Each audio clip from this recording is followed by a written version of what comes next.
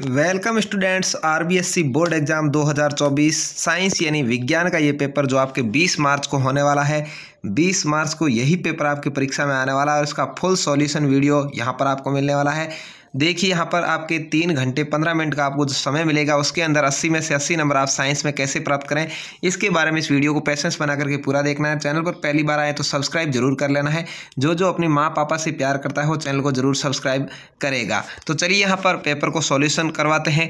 खंड सबसे पहले आपको यहाँ पर साइंस में देखने को मिलेगा, जहाँ पर देखिए निम्न प्रश्नों के उत्तर सही विकल्प चयन कर उत्तर पुस्तिका में लिखने हैं। आपको उत्तर पुस्तिका में जैसे आपने 2-3 एग्जाम दे दिए हैं, हिंदी का, इंग्लिश का, एसएसटी यानी सामाजिक का, तो जरूर आपको एक्सपीरियंस हो गया होगा कि किस तरह से हमें उत्तरमाला में लिखना है।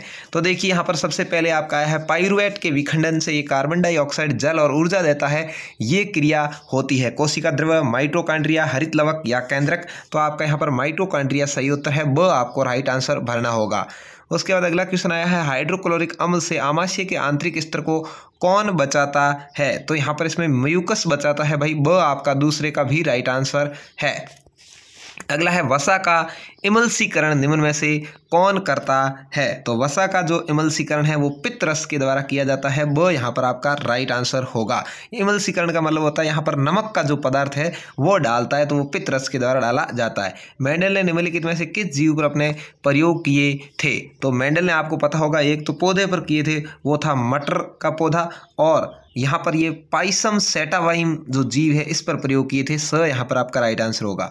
अगला क्वेश्चन, यदि लेंस की क्षमता -2D हो तो उसकी फोकस दूरी कितनी होगी। तो उसकी फोकस दूरी होगी -50 सेंटीमीटर। ठीक है, कहीं पर 0.5 मीटर ऐसे भी लिखा हुआ आ जाए, -0.5 मीटर तो भी सही है, क्योंकि उसको भी 50 सेंटीमीटर ही बोला जाता है। ठीक है, तो यहाँ पर स आपका राइट आंसर हो जाएगा। अगला पूछा है प्रिज्म के अवयवी वर्णों के स्पेक्ट्रम हेतु परिवर्णी शब्द है। प्रिज्म क्या है भाई, प्रिज्म के अंदर से जो रंग गुजारते हैं तो उसके अंदर क्या बनता है, सतरंगी वो जो बन जाता है ना, उसके बारे में यहाँ पर पूछा है। तो इसका जो सही आंसर आपके होगा वो होगा द, यानी यहाँ पर बैंगनी से शुरू होकर के रेड तक खत्म होता है। बैनी आहा पीनाला, हिंदी में आपको सूत्र याद होगा, हिंदी में लिखा है तो बैनी आहा पीनाला है, और इंग्लिश में लिखा है तो आप ये स्पेलिंग याद कर लीजिए। बैंगनी, नीला, नीले का आई से शुरू हो जाएगा, आसमानी वी से, हरा ग्रीन जी से, ठीक है, येलो पीला, ऑरेंज नारंगी और लाल रेड। ठीक है, इस तरह से आपको ये सूत्र मिल जाएगा, BIVGYOR। ठीक है, इस तरह से द आपका राइट आंसर हो जाएगा। अगला पूछा है 100 वाट और 40 वाट के 2 बल्ब श्रेणी क्रम में संयोजित है, यानी क्रम से लगे हुए हैं। मान लो एक यहाँ लगा दूसरा यहाँ लगा है। 100 वाट के बल्ब से एक ए धारा प्रवाहित हो रही है, तो 40 वाट के बल्ब से कौन सी धारा प्रवाहित होगी। इसके अंदर यदि 100 वाट का है, इसमें 1 ए हो रही है, तो 40 वाट वाले में 0.4 ए होगी। ठीक है, 0.4 ए यानी अ आपका राइट आंसर है। यदि 60 वाट हो 0.6 हो जाएगी, 80 वाट होता तो 0.8 ए हो जाती। इस तरह से आपको करना है। 200 वाट आ जाए तो यहाँ पर 2.0 या 2 हो जाएगा, 1 ए है वैसे ही 2 ए हो सकता है। ठीक है, यदि 200 वाट हो तो यहाँ पर 40 का क्या आंसर हो जाएगा, आपका अ हो जाएगा 0.4 ए। अगला है लंबाई L तथा एक समान अनुप्रस्थ काट वाले क्षेत्रफल A के किसी बेलनाकार चालक का प्रतिरोध R है, इसी पदार्थ के किसी अन्य चालक जिसकी लंबाई 2.5 L और प्रतिरोध 0.5 है, अनुप्रस्थ काट क्या होगी। तो यहाँ पर क्या करना है, आपको 2.5 के अंदर 0.5 का भाग लगाना है, दशमलव से दशमलव हट जाएगा, 5 का भाग 25 में देंगे तो क्या आ जाएगा, 5 आ जाएगा। तो 5 ए यहाँ पर आपका राइट आंसर हो जाएगा, ए आपका सही जवाब है। इस तरह से आपको सवाल को करना होगा। अगला है CaO + H2O बराबर Ca कोष्टक OH2 अभिक्रिया किसके अंतर्गत आती है। तो ये आती है भाई संयोजन अभिक्रिया है। क्या है, संयोजन अभिक्रिया है, स यहाँ पर आपका राइट आंसर हो जाएगा। अगला पूछा है देखिए अभिक्रिया Fe2O3 + 3CO बराबर 2Fe3CO2 में अपचयित पदार्थ कौन सा है। तो इसके अंदर अपचयित पदार्थ है वो Fe है। क्या है भाई, Fe है, वो खत्म हो गया, अपचयित हो गया, मतलब कम हो गया। जैसे कि यहाँ पर Fe2 था, या खाली Fe है, तो एक Fe चला गया, तो Fe यहाँ पर हटेगा। ठीक है, अगला पूछा है कोई धातु ऑक्सीजन के साथ अभिक्रिया कर उच्च गलनांक वाला यौगिक निर्मित करती है, ये यौगिक जल में विलेय है, ये तत्व क्या हो सकता है? तो यहाँ पर ये हो सकता है भाई कैल्शियम। क्या हो सकता है? कैल्शियम हो सकता है।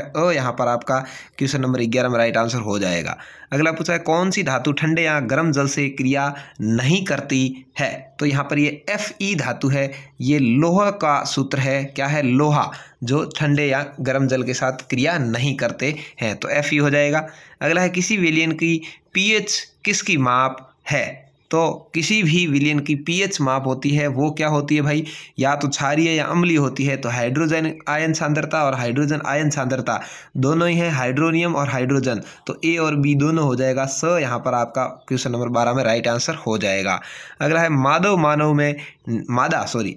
मानव में निषेचन कहाँ होता है? मादा मानव का मतलब होता है महिला में, स्त्री में निषेचन कहाँ पर होता है? तो ये गर्भाशय में होता है। यहाँ पर आपका राइट आंसर होगा।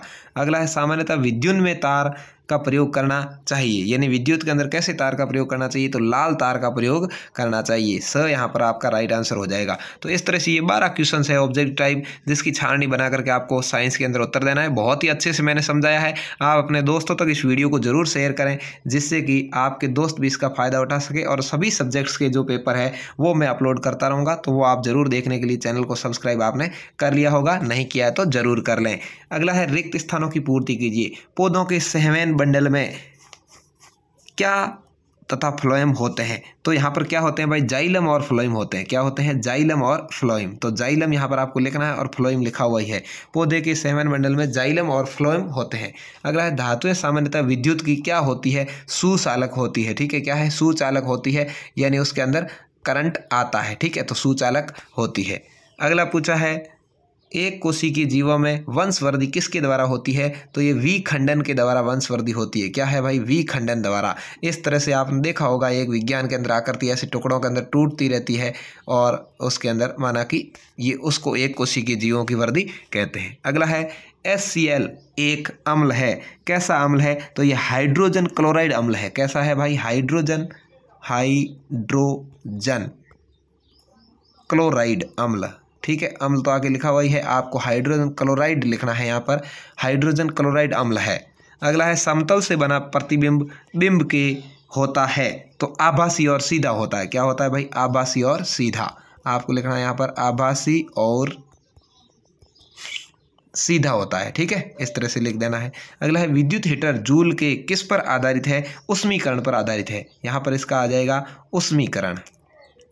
किस पर आधारित है भाई? उष्मीकरण पर आधारित है। पारितंत्र में मानव है। मानव क्या है भाई? सर्वाहारी है, यानी सब कुछ खा लेता है, मांस मछली अनाज सब। ठीक है, तो सर्वाहारी है। इस तरह से आपको ये 7 क्वेश्चन है रिक्त स्थान वाले अच्छे से मैंने समझा दिए हैं। उम्मीद है आप अच्छे से इसको हल कर पाएंगे। अगला यहाँ पर देखिए अति लघुत्रात्मक क्वेश्चन आते हैं, छोटे क्वेश्चन एक एक पंक्ति वाले। इनके उत्तर भी मैं आपको दिखा देता हूँ। हाइड्रोजन गैस किस प्रकार की ध्वनि से जलती है? तो ये फट फट की ध्वनि से जलती है। क्या है? फट फट की आवाज़ आती है जब हाइड्रोजन गैस जलती है। अगला है तरल अधातु का नाम बताना है। यदि आपको कई बार पूछा जाता है तरल धातु का नाम, तो आप पारा बताते हैं, लेकिन यहाँ पर अधातु का पूछ लिया तो उसका नाम ब्रोमीन है। आपको याद रखना है, ब्रोमीन है वह कमरे के ताप पर भी तरल पदार्थ में रहती है और अधातु है ब्रोमीन। ठीक है, तो यहाँ पर अधातु का नाम पूछा है, तरल अधातु तो ब्रोमीन, और यदि तरल धातु पूछ ले तो पारा आपको लिखना होता है। अगला है उस समजातीय श्रेणी की द्वितीय तृतीय, ये आप सवाल कर लेना और ये आपकी किताब में से आप ढूंढ सकते हैं। अगला है एड्रेनलिन हार्मोन का एक कार्य क्या है? 5वां क्वेश्चन। तो एड्रेनलिन हार्मोन है वो आपके दिल की धड़कन को तेज करता है, आप लिख सकते हैं, या आपके फेफड़े कुशलता से काम करने लग जाते हैं इसकी वजह से, या आपका दिमाग है जो मस्तिष्क है वो अधिक सतर्क हो जाता है, या आपका रक्तचाप बढ़ जाता है। ये सभी एड्रेनलिन हार्मोन के काम हैं। आपको कोई एक काम लिखना है। आप ये भी लिख सकते हैं कि रक्तचाप बढ़ जाता है, या आप लिख सकते हैं कि अपने दिल की धड़कन तेज हो जाती है। अगला है IUCD क्या है? तो सबसे पहले IUCD का फुल फॉर्म आपको लिखना जरूरी होगा। तो आप लिखेंगे IUCD का पूरा नाम है वो है इंट्रा यूटेराइन कॉन्ट्रासेप्टिव डिवाइस। क्या है भाई?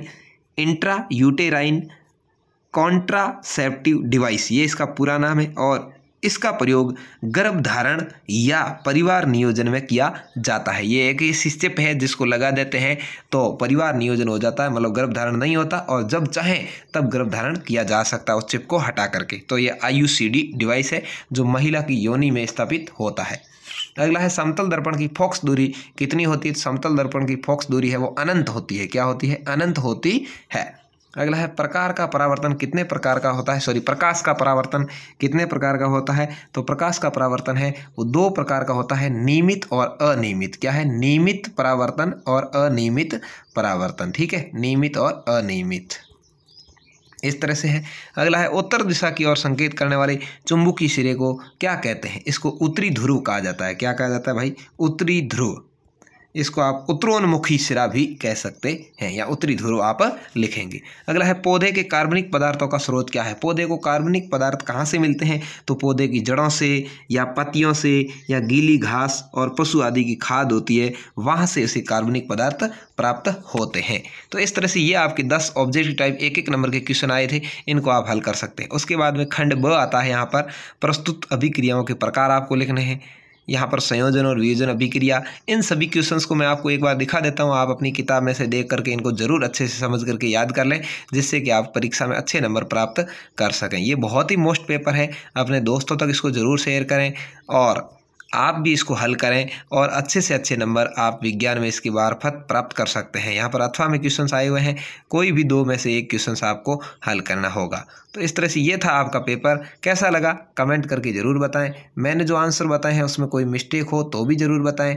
और यदि आपको अच्छा लगा तो मैं ऐसे ही परीक्षा से पहले 3 और मॉडल पेपर है वो लेकर के आऊँगा, उनको भी आप ज़रूर देख लें, क्योंकि उसको देखने से आपके इन 4 में से 100 और 1% पूरा पेपर है वो छपने वाला है। धन्यवाद। जय हिंद, वंदे मातरम, जय हिंद।